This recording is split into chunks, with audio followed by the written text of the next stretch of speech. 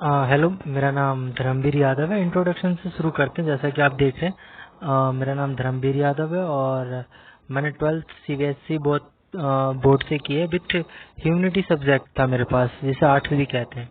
और डिप्लोमा मैंने electrical engineering से की है from Aryabhatta institute of technology. और करंटली मैं टाटा पावर दिल्ली डिस्ट्रीब्यूशन में असिस्टेंट ऑफिसर ट्रेनिंग की पोस्ट पे कार्य कर रहा हूँ।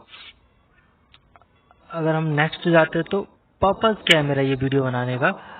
तो मेरा फर्स्ट पर्पस ये था कि जैसे बहुत सारे बच्चे होते हैं जो डिप्लोमा में एडमिशन लेते हैं, तो जब कंपनी का प्लेसमेंट स्टार्ट होता है, जैसे आप 4th सेम में आ जाते हैं, तो 4th सेम के बाद आपका इंडस्ट्रियल ट्रेनिंग होता है। तो उन्हें पता नहीं होता किस तरह हम इंडस्ट्रियल ट्रेनिंग करें या कौन सी कंपनी से करें। तो पहले तो आपको मैं ट्रेनिंग से रिलेटेड सारा नॉलेज प्रोवाइड करूंगा।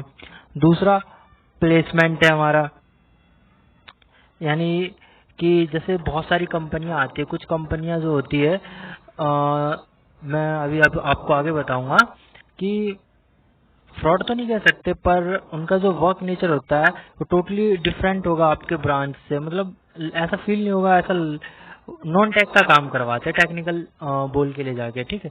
तो उससे रिलेटेड, और कौन सी कंपनी आती है, किसकी वैकेंसी, नंबर ऑफ वैकेंसी ज़्यादा होती है, ये सारी चीज़ें आपको बताऊंगा। फिर कितनी कंपनियां आती है।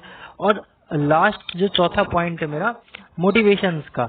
बहुत सारे बच्चे जो बिहार या अदर स्टेट से आते हैं, जैसे उत्तर प्रदेश, बिहार, तो क्या होता है कि बहुत सारी भ्रांतियां होती है, उन्हें कुछ पता नहीं होता है, तो डिमोटिवेट हो जाते हैं। तो इसका रिजल्ट क्या निकलता है कि बाद में वो प्लेसमेंट नहीं ले पाते हैं। इनके उनके प्लेसमेंट पे बहुत ज़्यादा ही नेगेटिव इफेक्ट देता है। तो साथ ही साथ मैं आपको मोटिवेट भी करूंगा। नेक्स्ट स्लाइड पे चलते हैं। तो अगर हम नेक्स्ट स्लाइड पे चले, तो why we come on your YouTube channel. देखिए, जब आप कहीं किसी और जगह जाते हो या कोई प्रपोजल आपको देता है, तो सिंपल सा है कि ये क्वेश्चन हमारे माइंड में आता है कि हम क्यों ज्वाइन करें आपके चैनल को। ऐसा क्या है जो मतलब हमें बेनिफिट्स देगा। तो देखिए, अगर आप मेरे चैनल पे जुड़ते हो, मुझसे जुड़ते हो, तो मैं आपको इंडस्ट्रियल ट्रेनिंग में हेल्प करूंगा, जैसा कि मैंने पहले ही बता रखा। और 2020 बैच के जो 19 बैच के जो मेरे जूनियर थे, उनमें से मैंने 5-6 का industrial training Tata power DDL में भी करवाया था। अब सिलेबस ऑफ कंपनी, जैसे देखिए बहुत सारी कंपनियां होती है, जैसे टाटा हो गया, सीमेंस हो गया, इन्फोसिस। तो जब ये प्लेसमेंट के लिए, तो बहुत सारे बच्चों को पता ही नहीं होता कि वो प्लेसमेंट, उनका सिलेबस क्या है, वो किस तरह के क्वेश्चन पूछेंगे, और फिर वो प्रिपरेशन ढंग से कर नहीं पाते, जिससे उनको प्लेसमेंट लेने में बहुत तरह की दिक्कतें आती है। तो इसके बारे में मैं पहले से ही आपको इन्फॉर्म कर दूंगा कि सिलेबस किस कंपनी का किस तरह से होता है।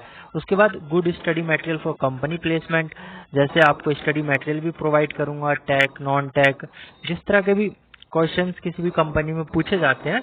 जैसे कि मैंने खुद ही इन्फोसिस और टाटा पावर में एग्जाम दिया है, और करंटली मैं टाटा पावर में काम भी कर रहा हूँ, तो मुझे इन लोगों का पैटर्न पता। और हीरो मोटर कॉर्प हो गया, मारुति सुजुकी होगी, तो इन सब में भी नोटिफिकेशन आया था, तो उनका भी सिलेबस मेरे पास अवेलेबल है। तो मुझे पता है वो क्या सिलेबस लेते हैं, तो उसके हिसाब से मैं आपकी प्रिपरेशन करवाऊंगा। अगर हम नेक्स्ट स्लाइड पे चले, तो नेक्स्ट आता है प्लेसमेंट ऑफ इलेक्ट्रिकल एवीआईटी। देखिए, जो आर्यभट्ट इंस्टीट्यूट ऑफ टेक्नोलॉजी है, यहाँ मैं आपको उसके प्लेसमेंट से रिलेटेड चीजें ही बताऊंगा। सॉरी, ये क्या हो रहा है। हाँ, प्लेसमेंट ऑफ एवीआईटी। देखिए, 2021 जो मेरा बैच था, पास आउट जब मैं हुआ था, तो उसमें क्या क्या सिलेबस आई थी, वो एक बार बता देता हूँ मैं आप लोगों को।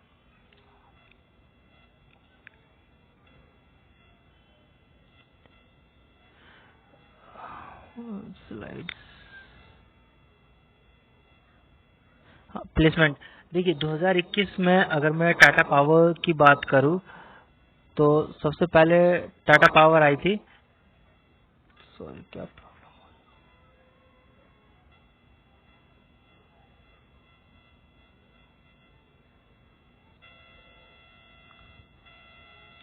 चलो कोई नहीं, वो उस स्लाइड्स की हम बाद में बात करते हैं।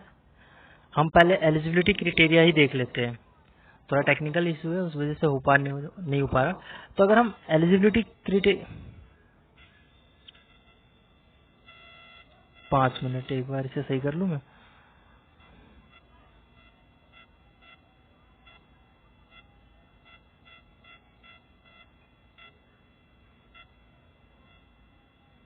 क्या है कि मेरे को ज़्यादा सिस्टम चलाने नहीं आता है, इसलिए बहुत सारी प्रॉब्लम हो जाती है, तो फ्यूचर में इसे ठीक कर लेंगे। तो पहले अगर हम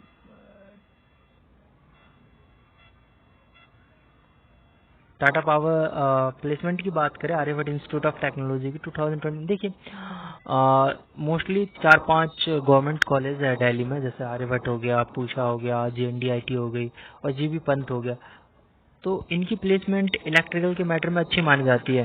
पर जहाँ तक मेरा नॉलेज है, तो आर्यभट्ट इंस्टीट्यूट जो है वो बहुत अच्छा प्लेसमेंट देता है इलेक्ट्रिकल इंजीनियरिंग। देखिए कोविड-19 के दौरान इनके प्लेसमेंट भी बहुत ही अच्छे रहे। अराउंड इन्होंने 30% कह सकते हो, 30 to 40% जो होता है इनका प्लेसमेंट गया था। ठीक है, जैसे कि अगर आप टाटा पावर की बात करें, तो टाटा पावर में हमारे टोटल 10 स्टूडेंट गए थे, 10 बच्चों का, जिसमें 56 बच्चों ने अप्लाई किया था, 18 ने एग्जाम क्रैक किया और उस 18 का इंटरव्यू हुआ था, जिसमें से 10 बच्चे सिलेक्ट हुए थे हम।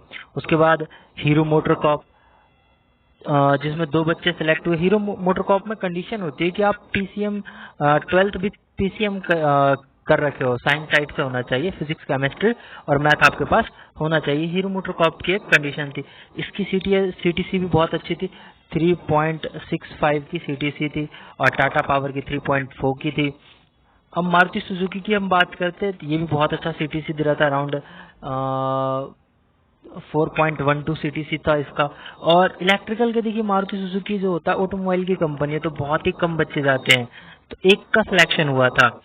और फिर इन्फोसिस IT कंपनी की अगर हम बात करें, तो इन्फोसिस ने 5 बच्चों का सिलेक्शन किया था।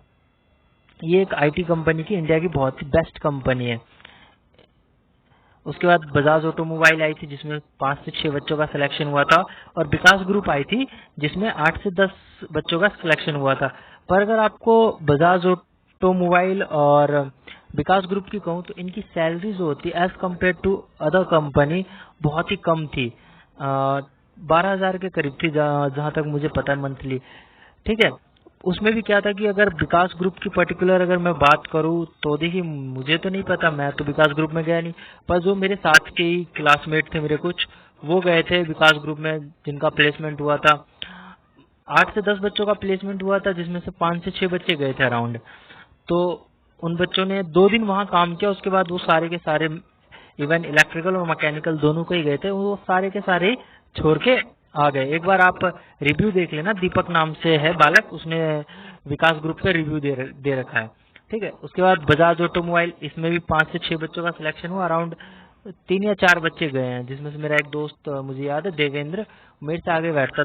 तो यहाँ का नेचर ऑफ वर्क थोड़ा ठीक है as compare to Vikas group, जैसा उन लोगों ने मुझे बताया उसके हिसाब से मैं बता रहा हूँ। ठीक है, उसके बाद सीमेंस, तो देखिए सीमेंस के आगे मैंने 0 लिख रखा है। इसका मतलब मैं आपको ये बताना चाह रहा हूँ कि सीमेंस कंपनी जो है आती तो है आर्यभट्ट इंस्टीट्यूट ऑफ टेक्नोलॉजी में, पर 2021 में नहीं आई, इससे पहले वो आई थी।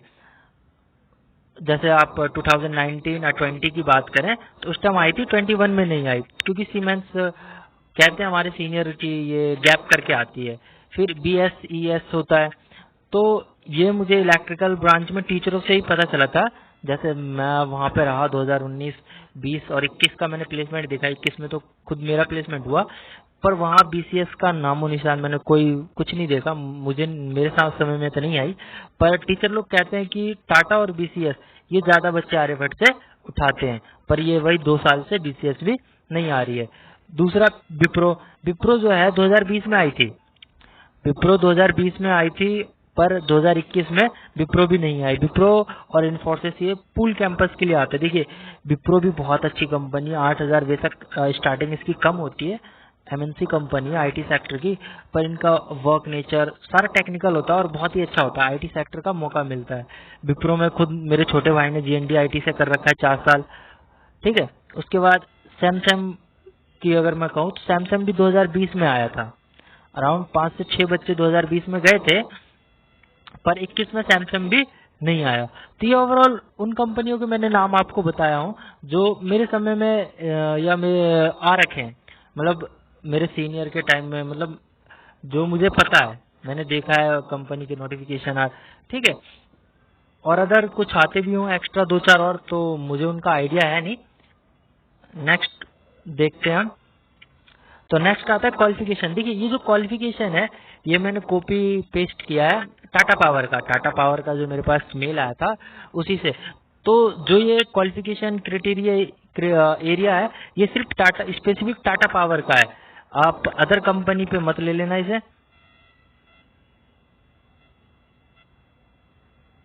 ठीक है।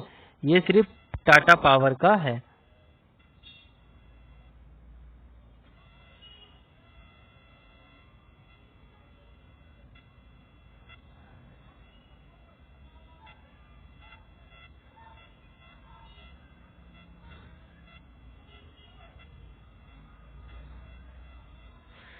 सॉरी,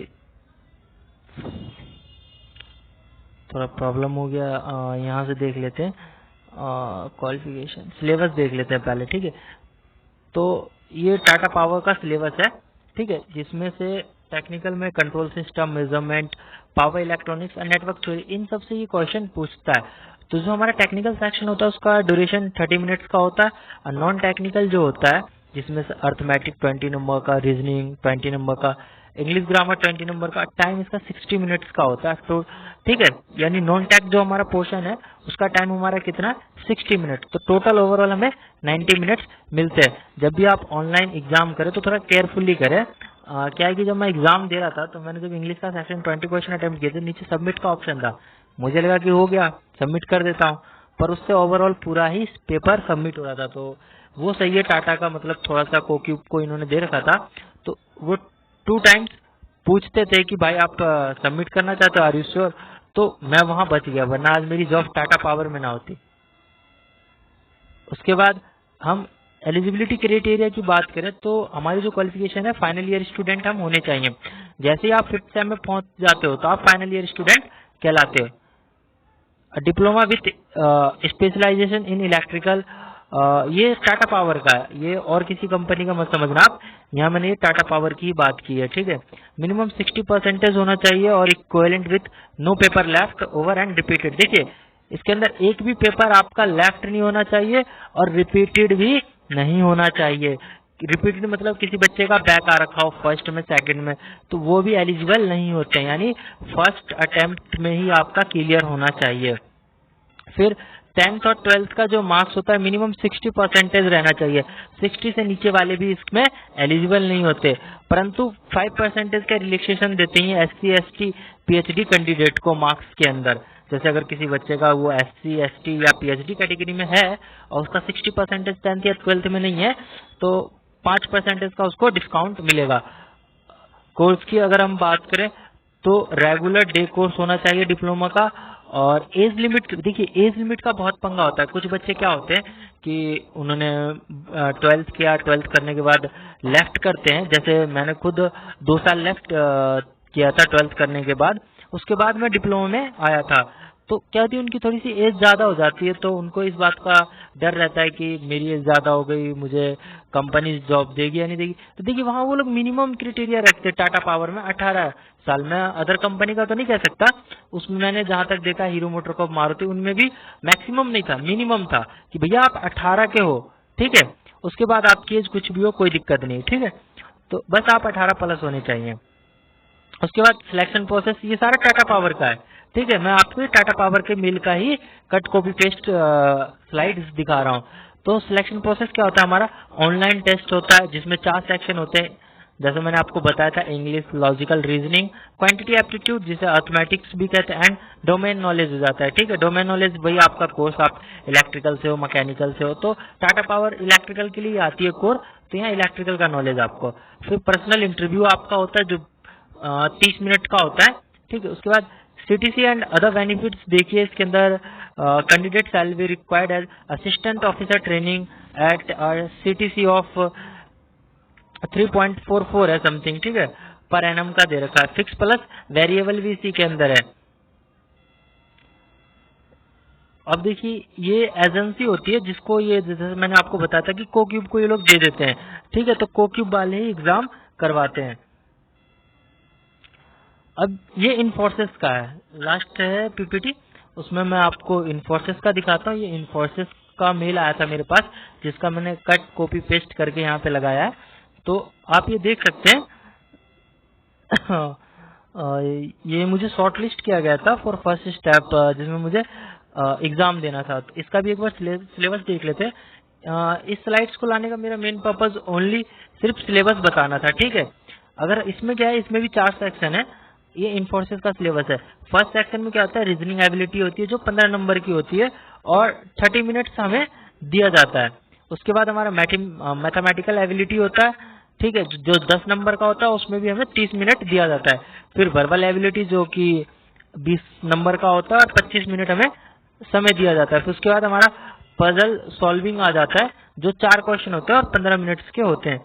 देखिए थोड़ा सा मैं कहूंगा कि नंबर ऑफ क्वेश्चन जो है वो कम है as compare to Tata power Infosys में, पर इन्फोसिस का एग्जाम थोड़ा सा टाटा पावर से डिफरेंट होता है एक तरह से देखा जाए तो। इसके लिए आपको बेसिक बहुत अच्छे से करनी पड़ेगी। देखिए कोई सा भी एग्जाम आप क्रैक कर रहे हो, टाटा पावर का कर रहे हो या किसी भी कंपनी का कर रहे हो, तो पहले नीड क्या है कि आपको उसके सिलेबस का पता होना चाहिए। फिर किस तरह से अटेम्प्ट करें, आपको ओवरऑल अच्छे से आना चाहिए न्यूमेरिकल आर्ट। और कुछ इम्पोर्टेंट चैप्टर हैं जिनसे क्वेश्चन आते ही आते हैं, जैसे टाइम एंड डिस्टेंस हो गया, परसेंटेज लॉस एंड